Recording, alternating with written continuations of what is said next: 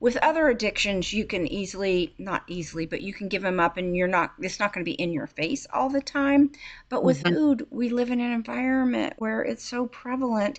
You can't go buy dog food without a Snickers bar being offered at the Mm, checkout counter. right. So we're swimming upstream where you drive to work and you pass 10 bakeries and McDonald's and pizza and tacos, and it's just on every corner. So it's a real challenge all the time. So that's why being in a support group is Mm. the difference between success and failure.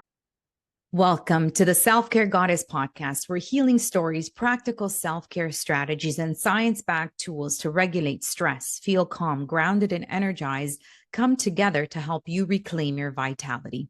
I'm your host, Rita Savoya, holistic nutritionist, trauma informed breathwork coach, and founder of Breathwork Barista.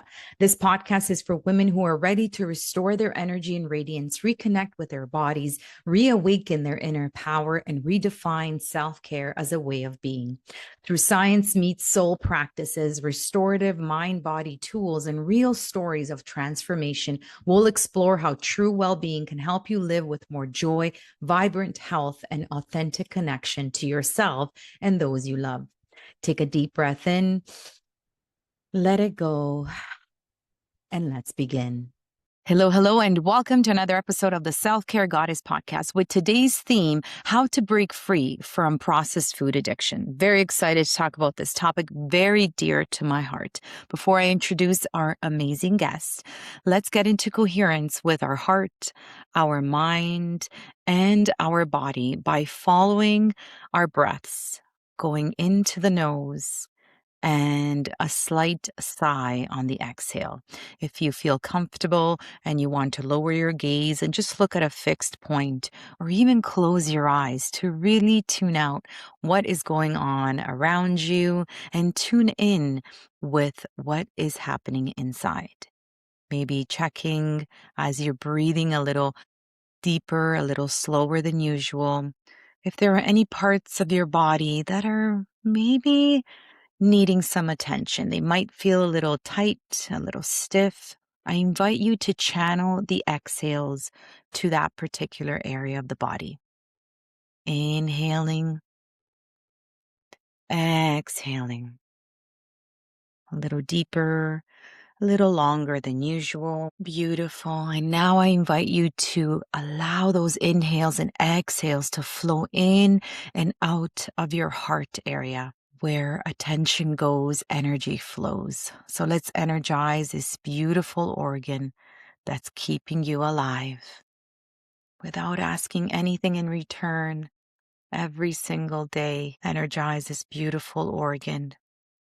And in this space of immense gratitude for your heart, I now invite you to visualize someone that you are grateful for today, living or past. Visualize this person as if they were right here in front of you.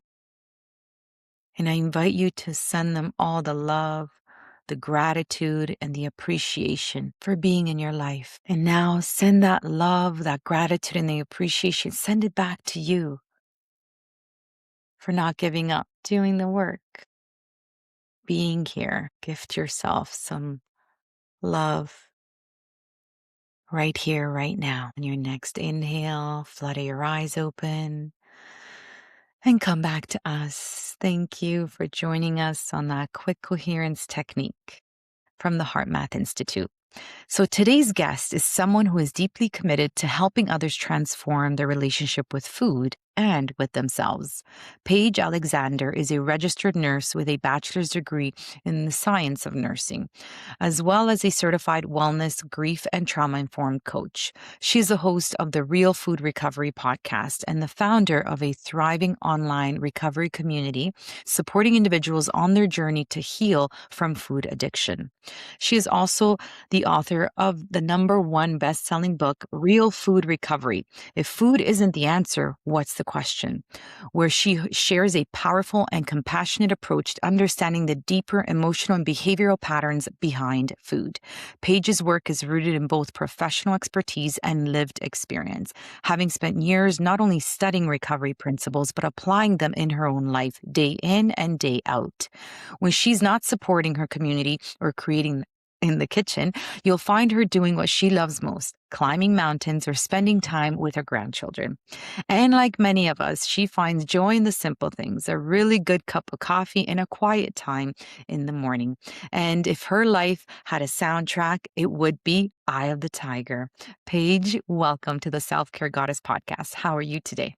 Good, good, good, good. The only thing that I would change about that, I'm not sure how that got in there, a good cup of coffee. I don't drink coffee, but I do like start out my morning with water every day.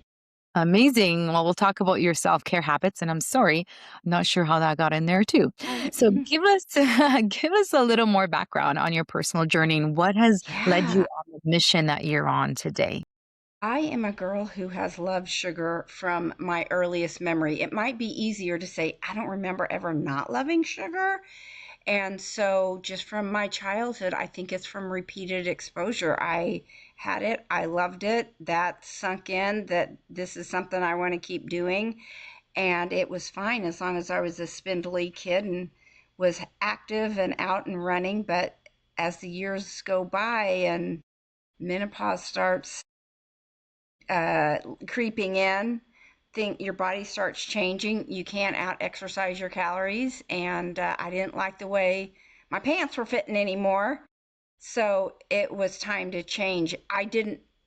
I'm going to be completely honest. I didn't want to change. It was that my body was changing, and I didn't like that. And that was honest. My honest motivation behind it. It wasn't health as much as vanity, but It's at the okay. same time, I mean, I think I honestly, I think that's it is the way it is for a lot of people.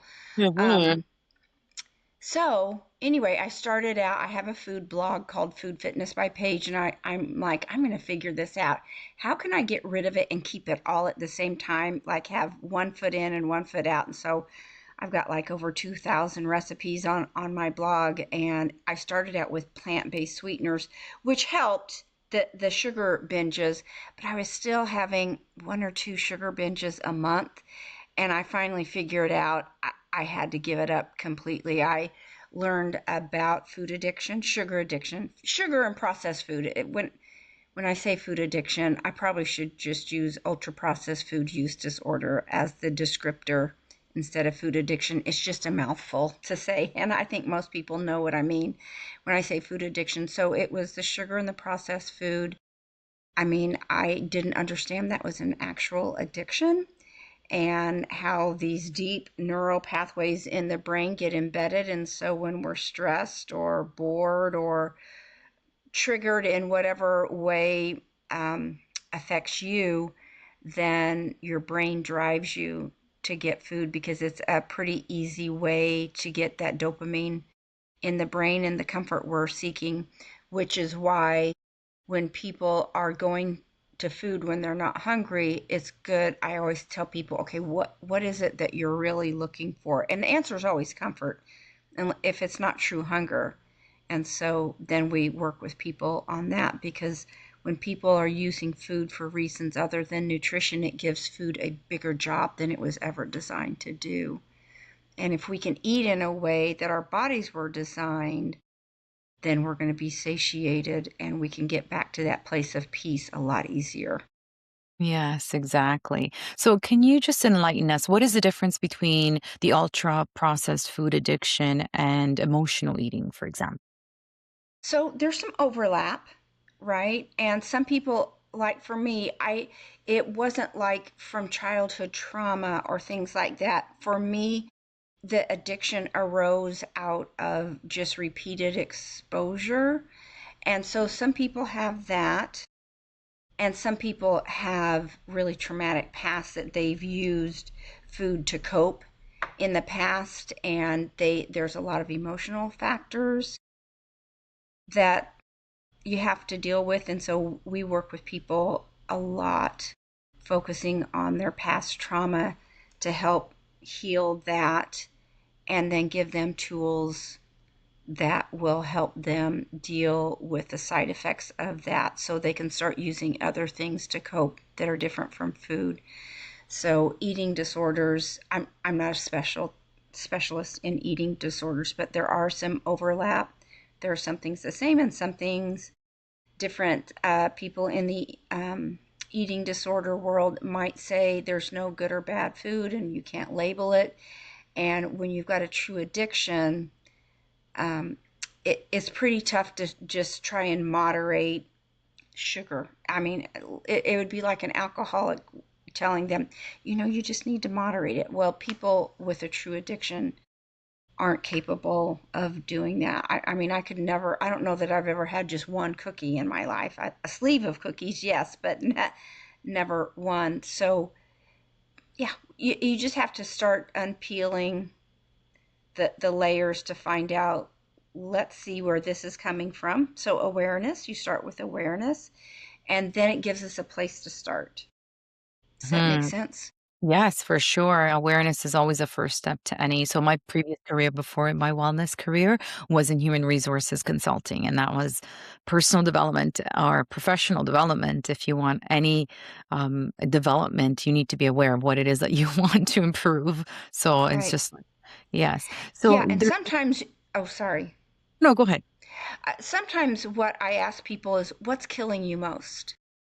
Is and it may not be food, it may be sleep, it may be movement, it may be spirituality, it may be social connection. So we don't always start with food. That also flushes out where the problems are coming from. Right. So it sounds like you're getting to the root cause of that That's exactly right. That's addiction. exactly right. And once you've got to figure out the root cause in order to figure out which direction we're going to go with this. Yes, For because some people, it may be just as simple as they have a problem planning and preparing food, and at the last minute, they're disorganized and they grab peanut M&Ms and M's and a Diet Coke and call it lunch. So, you know what I'm saying? It's yeah, just yeah, I don't uncovering have a pat answer other than discovery is what we exactly. work on. Uncovering what their habits are and what, is causing Totally, to go for that. Because Paige, totally. I used to be, before I got into this wellness space, Nutella and bread after every single meal. Like that, I needed that sugar fix right after every meal. And then so my root problem was or cause, I wasn't eating a complete meal. So I wasn't having Hmm. enough protein. I was having way too many carbs in on my plate, and when I fix that, I I don't crave it. I don't crave Hmm. that sugar. And now I work with clients that it's a candida issue or some sort of parasite issue that is not even or microbiome is dysbiosis, right? Not enough for the good guys in the gut. That's Yeah. in that craving. So there could be a multitude of root causes. And this is why working with someone like you and figuring it out so then it can be adjusted. But I just wanted to ask you this. So you had to quit, like you don't have any sugar at all now. Okay. And that's like that includes honey, maple syrup, the plant-based sweeteners, nothing honey, because even though something might still be, technically unprocessed or clean, it still triggers that same place in the Pathway. brain. Yes. Yeah. So for me, I don't want to fight it. I don't want to keep fighting it. So I just have given it up altogether. And oh my gosh, the freedom that has come from that. Some people think, oh, that's extreme. I could never do that. Well, it's extreme having binges once or twice a month. Yeah. What's extreme is having to go on insulin or having your chest cracked open. I just don't want to play with fire. I don't want to mess with it. And your taste buds change where you're not craving it like you were before. So it's really not that big of a problem. So cravings for me went from a 10 to a Mhm. 3. They're Wow. manageable, is what I'm saying. They're manageable now, where they were a fight. I was either in the middle of a binge, recovering from a binge, or preparing to have a binge, but always white knuckling it. Just always white. When I was clean, it was just a white knuckle till the monsters came out of the closet again. Yeah, no, I hear you. So I still get that way, maybe not that extreme, but during my menstrual cycle, just like, okay, that's it. 80/20 rule, I'm okay with it. But then during the other weeks, I'm okay and I can handle it. And so what I'm trying to say is how can you determine, like, if somebody's listening and they're getting this and they're like, "Wow, maybe I should be looking into this, that it's actually an addiction. It's not something that I can do myself, right? I need help." So how do you assess somebody that That's a needs great to question. cut yeah, cut it cold turkey or can do that, every once in a while, they can have a little bit of sugar? Well, okay, so there's a spectrum, Mm. and we start out and we can take a test to decide how deeply addicted you are, where you fall on the spectrum. If you, my husband, when he was living, he could have a cookie or two. He recently passed, and it would nothing would make me madder for him to be having a cookie or two, and he would eat it slowly. I'm like, what a rookie! You don't know how to do this at all. This is Mm. shameful how you do that. But anyway, some people just are unaffected by that. And if you can have a cookie every once in a while, rock on, man. Just don't upset the apple cart and just keep doing what you're doing. But one of the things that we like to talk about is some of the signs that it really is an addiction. You're going to eat more than you ever planned. You're going to plan your day around getting your fix. The fix comes before the regular food. I joke and say I lived on the dessert diet only until I was in my 40s because why wouldn't I? I could care less about regular food. I just wanted my fix all day long, and I still had my figure and could out exercise. Like I said, I was a big runner and unaffected by it. So why not? It just wasn't until my body really started changing, like I had mentioned before. But let's say that one of the things that you might think is consequences be damned, that you're not worried about it, your cravings are so bad that you'd rather be late to work and stop and get something at Starbucks versus being there on time because you want it so bad. So there's like 11 questions that we can ask people to find out where they rate on the addiction scale. But yeah, most people, if they're truly addicted, they know, and they cannot stop. For me, I couldn't stop until it was all gone or I was too sick to carry on. But I'm no quitter, so it was usually till it was all gone because I'm a type A personality. So Yeah. that's how you know. I mean, I think you Right. know when you've got a problem. Yeah. No, but I love that there's an assessment that they can Hmm. clearly see, and then there's, an appropriate protocol for that level, Hmm. that they have on the spectrum. Yes, and so that's why we have this online ultra processed food use disorder support community, because for most people, first you've got to identify it, and you need someone in the industry to help you do that. And you also need support because you cannot do this alone. It's extraordinarily difficult to accomplish managing this level of recovery on your own, because you, with other addictions, you can easily, not easily, but you can give them up and you're not, it's not going to be in your face all the time. But with Mhm. food, we live in an environment where it's so prevalent. You can't go buy dog food without a Snickers bar being offered at the checkout counter. So we're swimming upstream where you drive to work and you pass 10 bakeries and McDonald's and pizza and tacos, and it's just on every corner. So it's a real challenge all the time. So that's why being in a support group is the difference between success and failure, honestly. And so what if I agree with you, community is huge, in terms of support and Yeah. supporting each other, not just the instructor or whoever's leading the Yeah. group. Even the Hmm. peer support is so Oh, powerful. totally.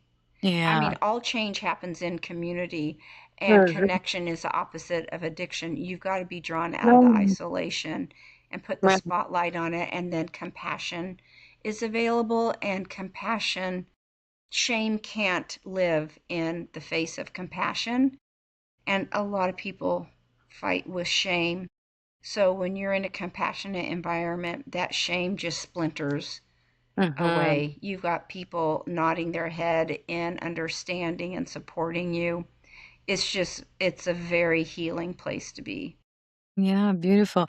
I've actually created 6 pillars of self-care, and they could be 6 pillars of foundational health, of longevity, and one of them is authentic connection to yourself and to others. So I'm going to use Yes, that. Connection is the opposite of addiction. I like that. And it absolutely is. it's so interesting, Paige. I actually just had someone on the podcast talk about breath work and breathing and how we can use breathing, and there's science behind this in terms of what the biochemical reactions of what breathing does to help with that dopamine fix, for example, to help with Hmm. addiction. So really, really cool. What other things that are part of your protocol if you find out that somebody definitely scores high on that assessment and wants to break free from addiction? So we have 6 hours a week of online Zoom meetings, and we also have a WhatsApp that's going 24/7, 365, kind of an SOS place for people to check in out between meetings. Or you can just say, here's a picture of the flowers I just planted. I mean, it's just, again, another layer of connection. Or it's a place where somebody can go, I'm really thinking about having 5 pieces of wedding cake at this wedding I'm at right now, and I just need some help calming my nervous system. So it really is under the umbrella of nervous system regulation. So, in other words, when we have people that come in and check in, like I had mentioned earlier, what's killing you most? What's on your mind? What's bothering you? Or even what's going well? Let's capitalize on that and talk about that. Or you've got an event coming up. Let's make a plan, because the brain loves a plan. And if the brain knows what to expect, and if the brain is calm, you cannot binge with a calm brain. They don't go together. You're never going to have a binge if your brain is calm. So we work on ways to make sure that the brain is calm, but working with your um, brain to make sure it's calm and settled is our goal. Hmm.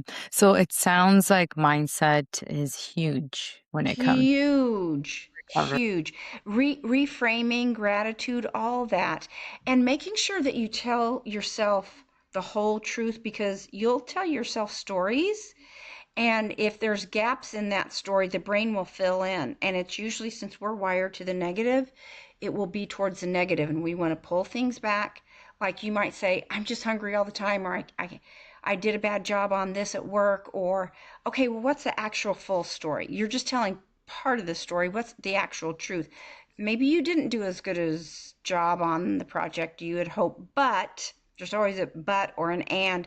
Let's fill in the rest of that story so you can actually give the brain the full story, and it's able to cope with it, and we see a way forward instead of doom and gloom.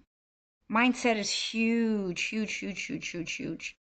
Would you say from your experience it's easy to shift or change, or that is a tough one? It takes practice, because it's not your automatic default. Again, we're wired to the negative, it's a survival mechanism. So, with repeated practice, you can get better. And that's what we do. We work on that. We work on reframing. We work on skills. We work on planning ahead. We work on making sure you get enough sleep. We work on making sure that your diet's filled with non processed single ingredient foods. We work on community involvement. We work on relationships. We work on stress management, all those things.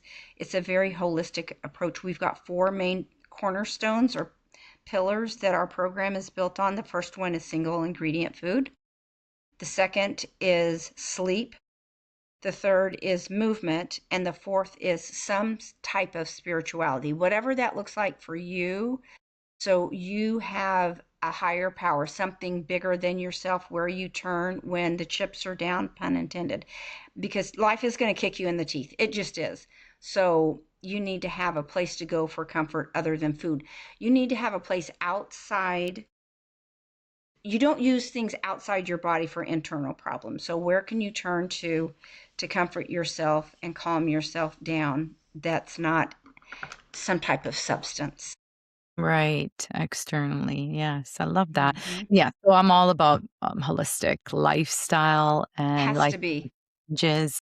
Yes, because we don't work in isolation. And even our body parts don't work in isolation. This is why conventional medicine has it all wrong. But Hmm. yeah, so it sounds like a really, really integrative, holistic program that people will get Yes. the Yes. entire Yes. gamut of help and resources. Yes. It can. There's people that come and say, "Okay, what's the food plan?" We don't have a food plan. Well, no, no. Like, what's your list? Give me your list. No. Well, the printout, with what I'm supposed to eat every day and what time. No. It's single ingredient, non processed food. I don't care if you're vegan or carnivore. That's it. It would behoove me to tell you what your body's going to respond to. So let's figure that out together. And recovery is just a series of edits. So we're going to try this out and then we're going to edit, and we're going to try this out and then we're going to edit. We're going to try this out and then we're going to edit. Or maybe we won't. Maybe we'll stick there if we found nirvana. But eventually, your body usually shifts and changes over time. So we will still have to make some edits at some point. So, anyway, yeah, I just want to add that in there, that there's no perfect eating plan for we're not shoving every square into a round hole. We don't do that. Mhm. Yeah, and you know what? I love that page because that's true food freedom, right? Because you're not restricting anyone of anything because we're going back to the basics, right? Those single food, unprocessed, single ingredient foods, and then um allowing people to sort of figure it out on their own, and then they'll come up with their own meal plans, right? And now with ChatGPT, you can put it in chat and say, "Listen, I got these 5 ingredients in my fridge, right? What can I make?" Right? So Yeah, exactly. yeah, I like how you're doing that. So what are some of your favorite recipes? Gosh, you threw me for a loop there because I love so many. The reason that I don't like have a favorite is because that's like picking my favorite child. I love creating in the kitchen because I think healthy food is fun. And so I always say, if you're not having fun, we're doing something wrong. Because you know how I mentioned your taste buds change the longer you're off of sugar and processed food, that your brain is online with that too, and the cravings aren't there. So you get to where vegetables are sweeter, Yeah. fruit is sweeter, you're completely satisfied with that. So just different culminations of single ingredient food. I In the mornings I have like cottage cheese mixed with flaxseed and protein powder, unsweetened protein powder, just plain whey raw protein powder, and pineapple, blueberries, and strawberries. And I think it's great. At mid morning, I might have some 0% Fahey Greek yogurt plain, and I recently this week discovered melting frozen berries in a skillet and stirring in chia seeds where it thickens with a little bit of Yeah, an like a orange jam. squeeze. Yeah, Mhm. and that do that on top of the Ooh, yeah. yogurt. My favorite salad that I've eaten for lunch for a decade is a mix of kale, broccoli, purple cabbage, carrots, bell peppers, cauliflower chopped up real fine with a handful of walnuts and some grapes and some white balsamic vinegar. I love it. And so I always try to mix up one meal a day, but those are kind of my standards that I really love right now. And next week I'm going to make a mixture of like 98% lean ground beef with onions and mushrooms and garlic, and stir some of my homemade pasta sauce that I make by roasting tomatoes, onions, carrots, jalapeno with some olive oil, blending that up in the blender with some basil and some lupini bean pasta. So that those are the type of meals that I eat, and I never feel deprived. I never once have I ever felt deprived ever. I love my food. Yeah, me too. I love my food. I love cooking. I'm like you. I really do. I find it really fun, relaxing as well. Do you And have a favorite? oh, I actually just connected because my mom used to make this all the time. She doesn't make them anymore, but cannelloni, like stuffed cannellonis. So I made them gluten free, but with lentils and mushrooms instead of meat because I'm not big on meat. So yeah, I don't know. I'm really liking that, and lasagna. I love that too. But of course, vegetarian.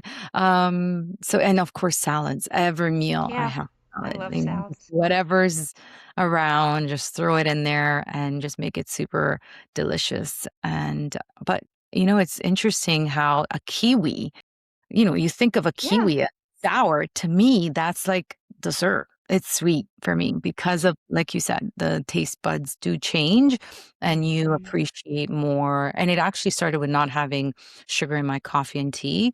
And then it kind of just stopped having sugar altogether, processed sugar. So, and another thing I wanted to mention is how, like, within half an hour, you can have a pretty kick-ass meal, pretty tasty, really, Yeah, nutritious, like half an hour. That's what I totally. tell my clients, just half an Yeah, hour. You can do it half an yeah, hour, right? yeah. Mhm. Hmm. Mhm. Yeah, I'm with you've got your beans and some Yes. fat and protein. I mean, you can easily mix that together. And I'm not anti-carb, so I don't have a problem with carbs. Mhm. I just have about eat a balanced diet. But yeah, protein, fat, fiber.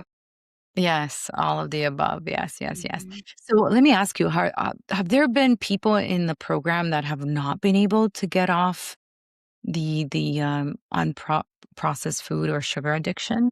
I love that question.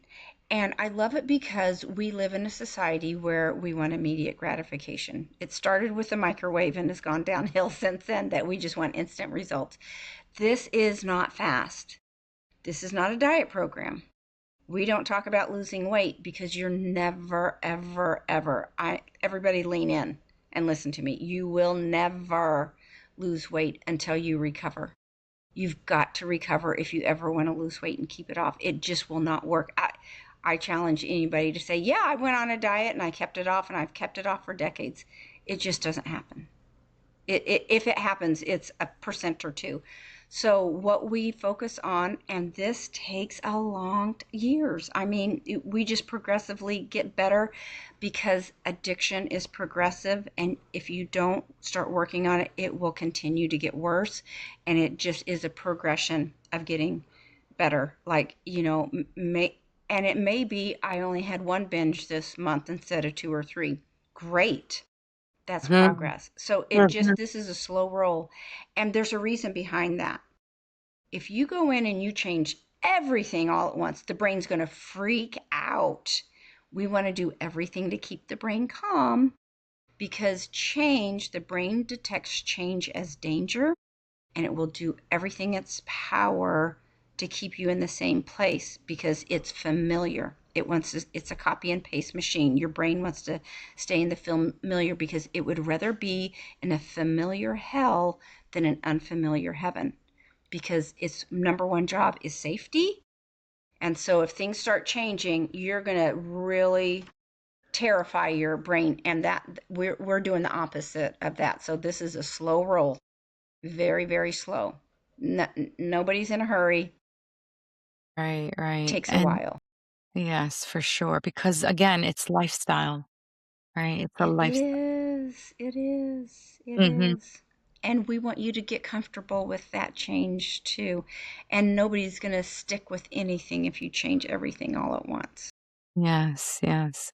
And the beauty of it is they'll actually feel better in the morning or they'll have a better night's sleep. They'll go to bed quicker. They won't maybe, lounge around as often. So what are some of those immediate results that you see in your clients that go through your program? Sleep may be one that would improve right away. It's going to take a while for cravings. Well, sh- I kind of stair step people off of everything except for sugar. Sugar, you kind of have to go cold turkey. It's impossible just to have a little bit of that. You really and you have to be ready. And so, like I mentioned earlier, we may start with some place else. It might be sleep. It doesn't necessarily have to be food.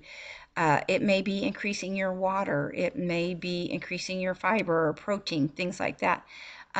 So you can start feeling better right away. And quite frankly, once you get off sugar within a week or two, you are going to start feeling better. It's not going to be great for a couple of days, but There are it side will. are there side effects to Sure, if you're a right? major sugar addict and you go cold turkey, you can have headaches, you can Withdrawal. get the migraines, you can get shaky. Yeah, it's a drug. Sugar is a toxic drug. The body does not recognize it. So inside your cells, there's little mitochondria that ledger every bite you take to the good or the bad, whether it be cellular repair or cellular aging. Sugar comes flooding in, ultra processed food comes flooding in. It's foreign to what the body was designed to uh, produce and to work through and to I'm just lost my words. What do you call it when? Yeah, I guess process the incoming. The cells are not equipped to process these foreign elements, and so it doesn't know what to do with it. So if you start eating food consistent with how our bodies were designed to eat, fruits, vegetables, proteins, single ingredients, things that don't come with labels at the grocery stores, things you can see with your eyeballs, not things that were created in a factory. Twinkies don't grow on trees. So if you're eating consistent with how your body was designed to live, within a week or so, you're going to start feeling a lot better. And I would gather to say that you might not even realize that you were feeling bad. Yeah, that's true. That is so true. This is so great and it's so needed in today's world. Oh, More than ever, more than ever. wildly needed, wildly. Mhm. The obesity rates are up even in children. I mean, I think this is Highest group of right, obesity that's growing is children. It's right. terrifying. Which brings me to my next question. How young can you, in terms of your people in your program, how young do you, what's the minimum? Is there a minimum age?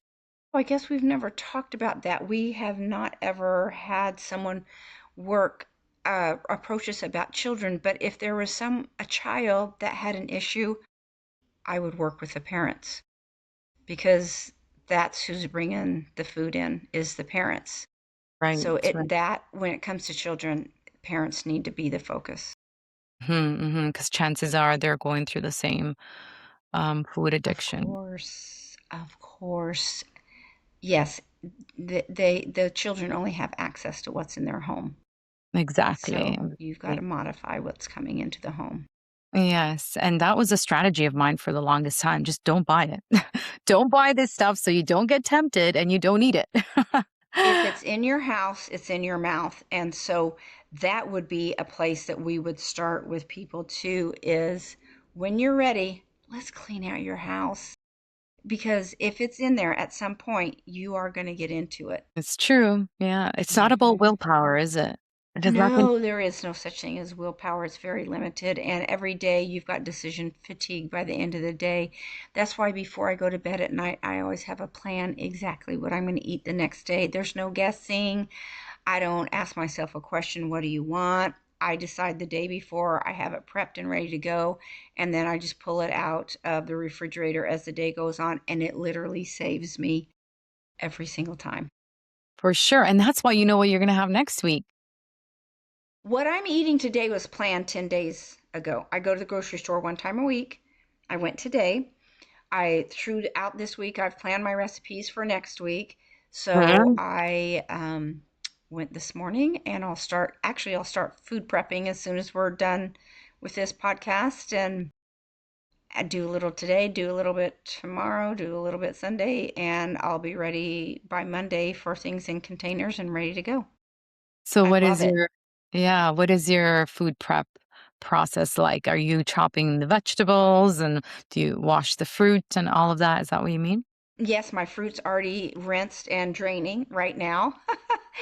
And so I'll start chopping I've got on the counter my broccoli, my purple cabbage, my cauliflower, my carrots ready to chop up and I'll assemble my salad tomorrow with the kale and the peppers and I'll start working on my breakfast for next week and my mid-morning snack next week and I'm going to try and experiment making a chia pudding with smashed bananas and cinnamon and that a Greek yogurt again, and see what that tastes like, and a little bit of orange squeezed in there. So I'll try that out and see if that works for me. Very high protein. Yeah. Yeah, especially for women, we need it. We're definitely Mm-hmm. enough, most of us. So do Mm-hmm. you incorporate fasting into your food regime or So that's an interesting question. I actually religiously try to fast one time a month for religious reasons, but not necessarily for a food program. But Mhm. if that's your deal, great. But here's what I would caution with people that actually have true food addiction, that fasting can be very, very triggering.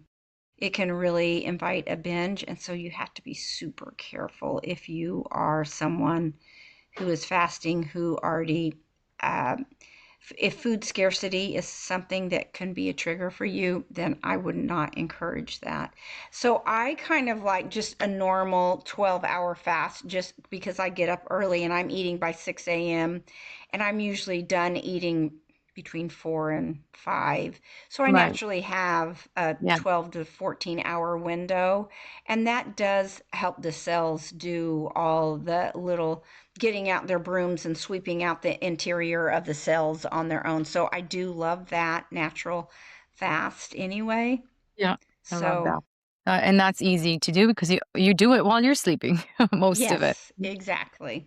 Yes. Exactly. So are you big on organic fruits and vegetables? Not necessarily. Some, if you think that they make a difference, I would rather just see people eating more fruits and vegetables. And if that is an extra stipulation that tips the needle where it's just too much and they feel like they can't, then I'm not worried about that. Rinse your fruits good, Mhm. and I think that helps Good old because baking people soda. already have a fight about it's too expensive to eat the Yeah. single ingredient, and ramen noodles are a lot cheaper, or macaroni and cheese in a box is a lot cheaper. Well, you know what's expensive? What I talked about earlier is insulin is expensive. Having your chest cracked open is expensive because at some point the piper has to be paid, and he's going to show up, and you're never going to have enough money, and it's never going to be convenient, but your health is worth the investment. So I did a reel on this. I try to do a little 30-second reel every day, educational reel, and I said a lot of people talk about that single ingredient foods are too expensive, they just can't eat that way. So look in your grocery store ads and see what's on sale that week in the produce department. I happened to have strawberries and avocados were on sale, and so I created this beautiful salad around that, and it was wonderful. So you can find, if you really want it bad enough, you're going to find a way to get it. And there's big box stores, and there's uh, uh, food communities that truck produce in, that you can find out about that if they have that in your local area. And there's chains called like Aldi's that also has, I think, very reasonable prices for food. So you can do it. It just takes a little bit of effort to find the stuff that you want. Yeah, I love it. Where there's a will, there's a way, Paige. I don't you agree with that? How bad do you want it? Yes, exactly. Yes. And I often quote this. It's one of those really, really interesting monks. It's all over social media. He talks about when you're healthy, you have thousands of problems when you're healthy. I'm sorry. Yes, yes, you have thousands of problems. When you're not healthy, when your health is at risk, you only have one. So Yeah. it's just sad that people need to get to that level to really take their health serious, or maybe even a loved one, lose a loved one Yes. to a serious Yes. illness to get. Mhm. It's really unfortunate. So we're hoping that listeners and viewers today don't need to go that far or don't need to for that. Yeah, and the pre-diabetes rate is wildly outrageous Yeah, exactly. And then too. Alzheimer's as well, which research is showing that it's actually may be caused by it's type 3 diabetes, right? That's It's right. They're calling it type 3 diabetes. That's exactly right, right. right. So, And so if you think about it, the processed food causes inflammation within the cells. It's pretty hard to ever get cancer or a lot of these metabolic diseases if you don't have inflammation within the cells. And the processed food causes inflammation within the cells. yes, exactly, exactly. So, is there a common advice you tend to give clients, Paige? Here's my one piece of advice. I only have one rule. Don't give up. Never give up. Don't give up. Just don't give up. It's hard because you want to and you want to just go have your pizza and beer or whatever, or stop at fast food on the way home because you're tired, which is where planning and prepping ahead solves that problem for you. So just don't give up. Be organized, plan, prepare. That will save you every single day, and you'll have more energy to want to, you know, get on the ground and play with your kids or go outside and take a walk. Those type of things. Just never give up. And what is the best advice that you've ever been given that still holds true today? That is a good question.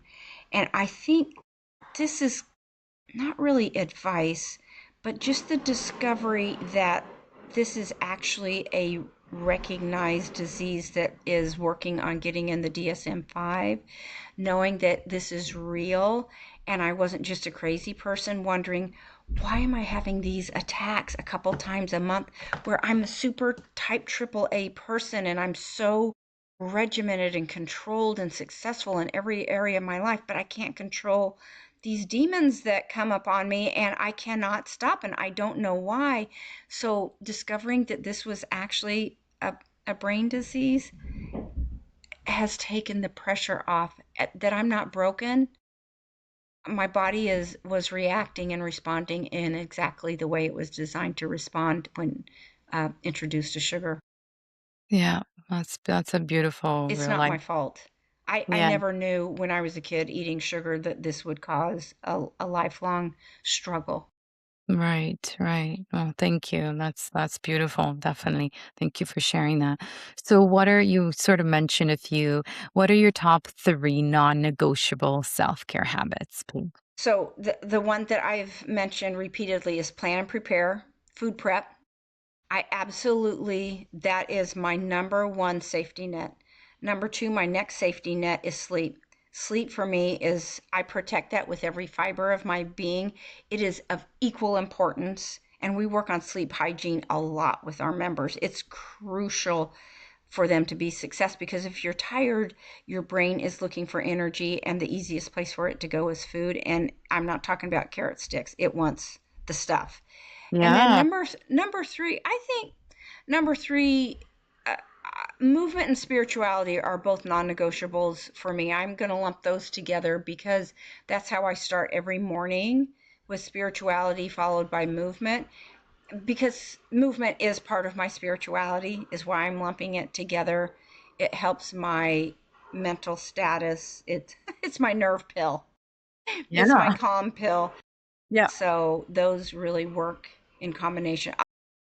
So our four, there's a reason I created those four cornerstones because I have got to have those in order to function and to reach the goals I want to reach in my life. I want to feel achievement when I go to bed at night. I want to say, good job, Paige. You did a good job today. Today was so good. Hang in there. Keep going. I want to be able to tell myself that when I lay my head on my pillow at night and be proud of what I've done. Yeah, for sure. And in terms of sleep, do you mind just sharing some of your top sort of tips for really good sleep? Yep. So everybody's heard about, the dark room, the cool room. I've got a fan, especially since I've gone through menopause, to have next to my bed for sound, white noise, as well as just keeping myself cool at night. So the blackout curtains. Um, and I try to start winding down an hour or so before bedtime where I stop the stimulation. That for me, I have found it usually takes a couple hours for my brain to just shut completely off. say my prayers before I go to bed. That's not when I want to get into big phone calls with, I don't want my kids to call. I say, do not call me at night, like at 8 o'clock. Don't call me with your big life problems. Can we, I want you to call me, but just could we do it at 8 a.m. and not 8 p.m.? So yeah, I just Pick protect and my move. evening. Yeah, why not? Yes. I protect my evening hours to make sure I'm winding down and try to stick to a pretty standard everyday sleep routine as far as bedtime. If I can be in bed by 8:30, 9 at the latest and up by 5:30, that's great. That's pretty, even on the weekends, stick to that same routine. It's very, very helpful. Very helpful. So And true. ladies, stop drinking water several hours before bedtime Yes. to limit the potty breaks at night. Yes. Which brings me to alcohol. What are your thoughts on alcohol?